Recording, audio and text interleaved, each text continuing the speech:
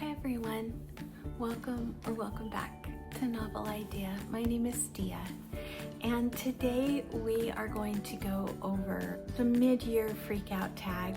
I'm not really freaking out though, and I don't ever freak out. I have a very relaxed kind of attitude toward my piles of books that I want to read, and so we're just going to go over some stats and some questions and answers and that kind of thing.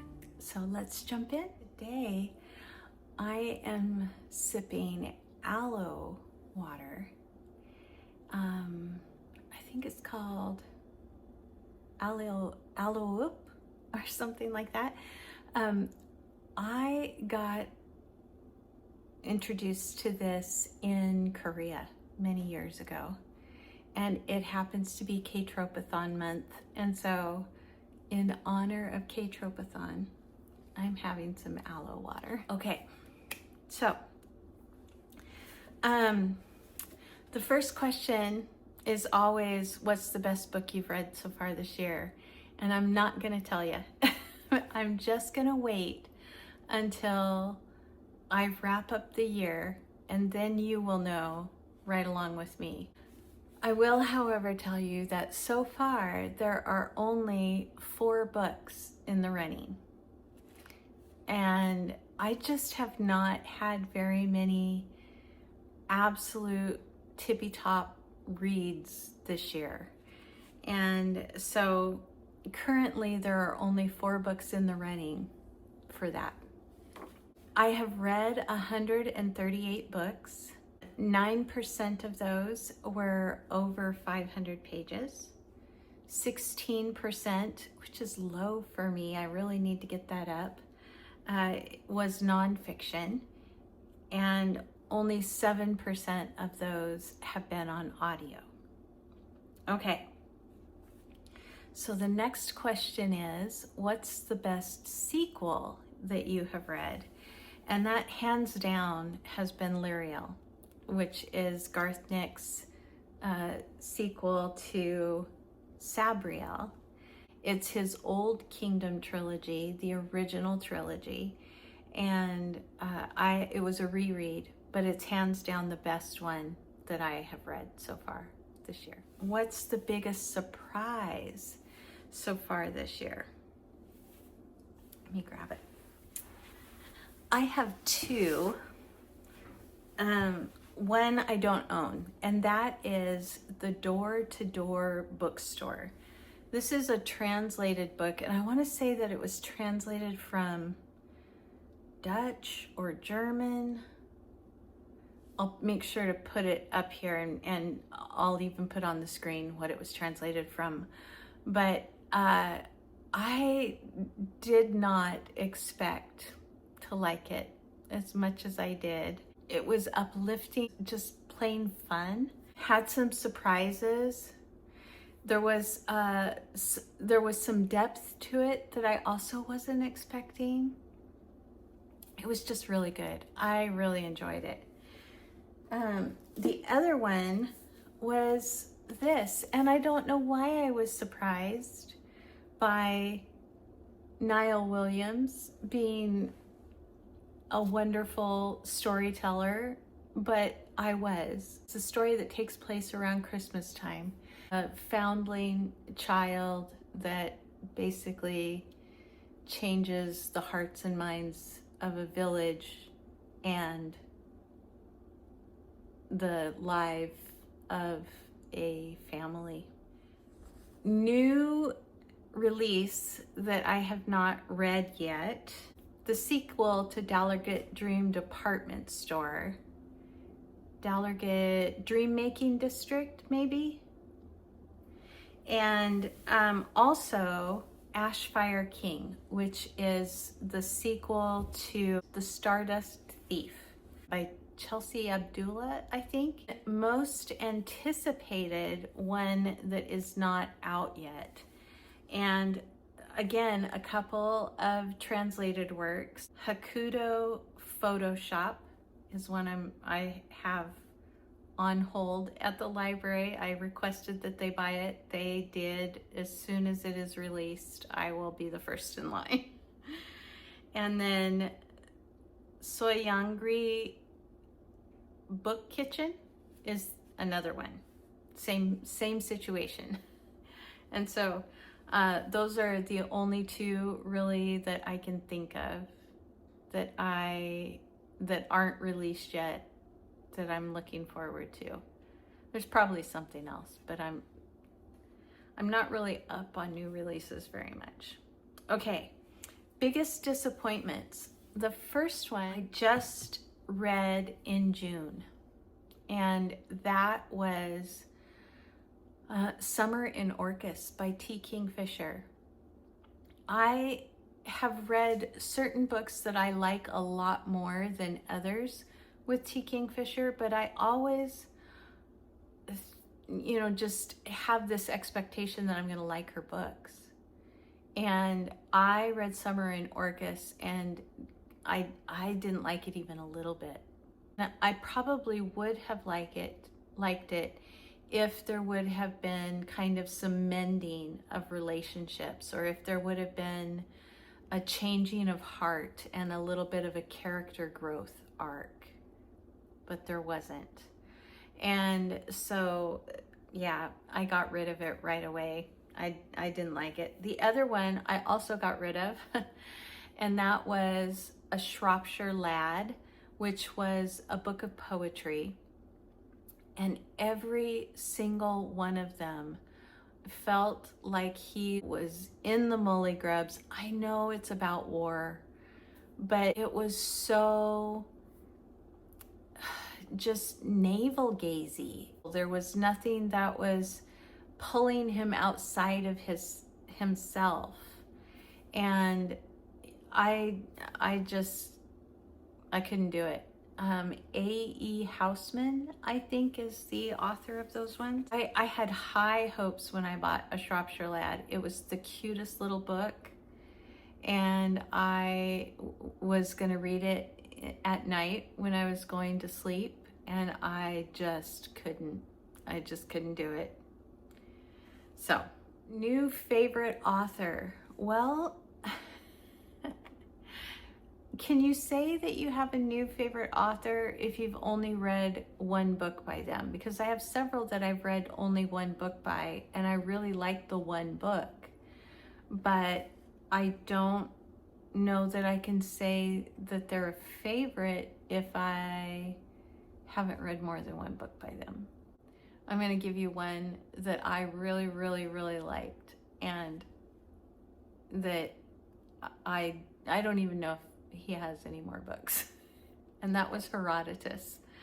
I recently read the histories, and I just fell in love with his narrative style. I loved it. I know it's translated, so some of that may have to do with the translator, but I just loved it. New favorite character. That would probably be from these two books. So in this book, I really loved Reuven and his dad, who is Rabbi David Malter. And so Reuven and David, I really liked them both in this book.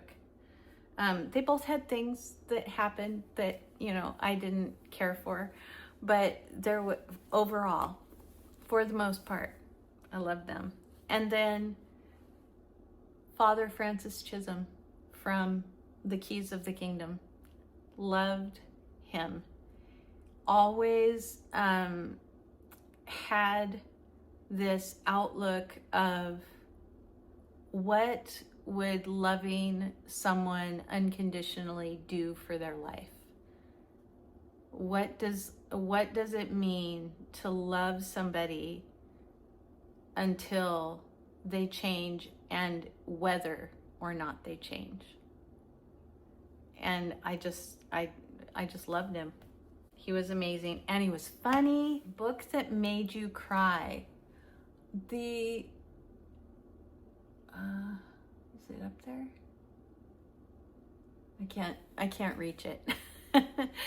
It's The Hunchback of Notre Dame. And it didn't make me cry, but it came the closest. I was reading a certain passage on Easter weekend, and it was the same weekend in the book, and it was just powerful, and it got me choked up, but I did not cry. But that one came close. Books that made you happy. Momo by Michael Ende.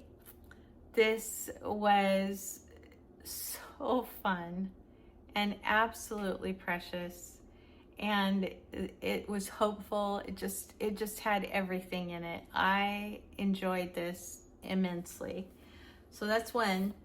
And the other one was The Histories by Herodotus. I laughed so unexpectedly so many times in that book, and yeah, two that made me happy. The most beautiful would be The Little Prince pop-up book. This is by Louise Grieg and Sarah Massini, but it's by Antoine de Saint-Exupéry, and it's awesome. And you will get to see it, but I'm not going to show you anything more than that right now. And then the other one is right here. And I just received this for my birthday from Sophie over at Redhead Reading.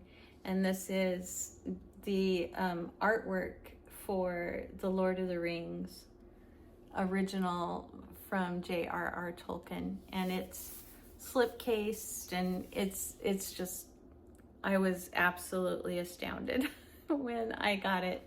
So this is the other one that is the most beautiful book that I have gotten this year. Both of those were gifts. And then the last part is books that you still need to read. And I don't have to read anything, but I have said that I want to. I have a classics list that I put out at the beginning of every year. And these are the books that I still have to read off of that list. So we have Robert Graves' The Golden Ass. I still have Joseph Conrad's Chance. Pushkin's The Captain's Daughter. Lao Shi, Ma, Mr. Ma and Son. Eric Malpass, Mornings at 7. Miss Grief and Other Stories by Constance Fenimore Cooper. And The Sketchbook by Washington Irving. So those are the ones that I still have to read in the next 6 months. And I know for a fact 1, 2, 3, 4, 5. 5 of those 7 are going to be buddy reads, and so they'll definitely get read. So that is everything on the tag. It has not been the most incredible reading year. It's been okay. I've had several books that are new to me that have been almost just, there's just been something about them that hasn't quite reached the, quote unquote 5-star level. So I'm hoping that the last half of the year that changes, and I have some amazing books to tell you about at the end of the year. But I still have a lot more reading to do. And if I read 138 in 6 months, then I think that, you know, there's a good possibility that in the next 6 months there'll be another 100 or so. So in 100 more books, surely I will have some more wonderful ones to tell you about by the end of the year. Thanks for joining me. I'll see you again very soon in another